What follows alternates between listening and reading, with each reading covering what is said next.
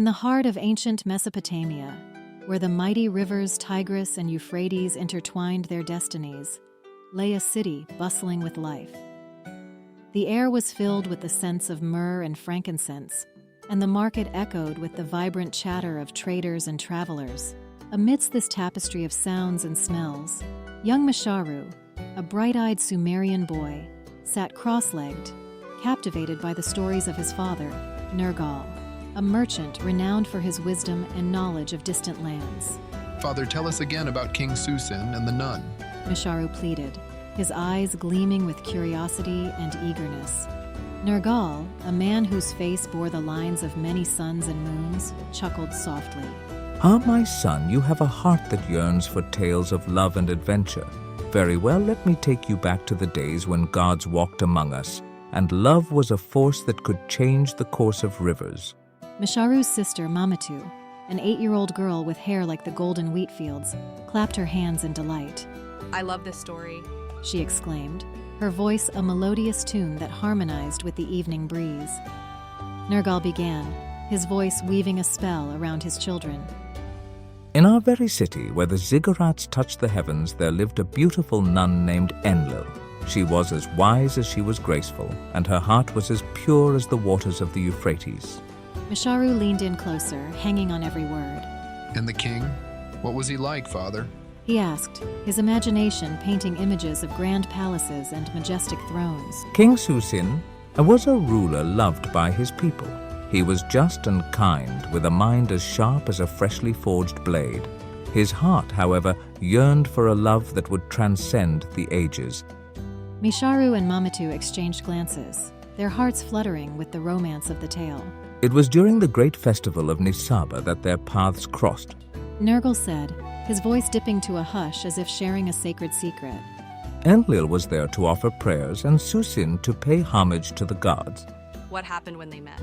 Mamatu asked, her eyes wide with anticipation. Their eyes met across the crowded temple, and in that instant a connection was formed, a bond so strong that even the gods paused to witness it.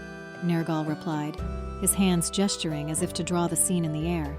Mesharu's friend, Nkimdu, a boy of his own age, piped up. Did they speak? What did they say? Nergal nodded. Yes, they spoke, but not with words. Their hearts conversed in a language older than time. It was a love that needed no words, yet spoke volumes.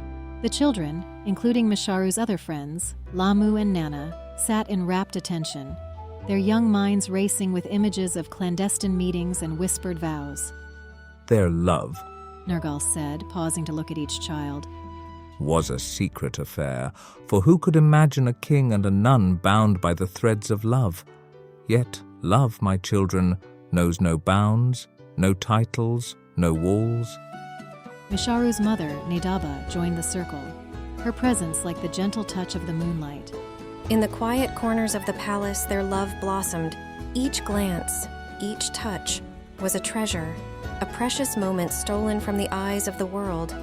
She added, her voice soft yet resonant. Mesharu felt his heart swell with the beauty of the story. Did anyone else know? He asked. Nadaba smiled. Love, as silent as it may be, always finds a way to be heard. The whispers of their love echoed through the palace corridors, yet remained a sweet secret, shared only by the walls that witnessed their union. As the stars began to twinkle in the night sky, Nergal concluded, And so, my children, the love of Enlil and Shu-Sin grew, a love that would soon be etched in the annals of history, a love that would give birth to the world's first love letter. Mesharu and Mamatu, along with their friends, sat in silence, the magic of the story settling around them like a warm blanket. The tale of Enlil and Shu-Sin, a nun and a king, bound by an unbreakable love, filled their young hearts with dreams of adventures and romances yet to be told. As the night deepened, the family and friends basked in the glow of the story, the enchantment of love weaving a bond that transcended time, a testament to the enduring power of the heart's deepest desires.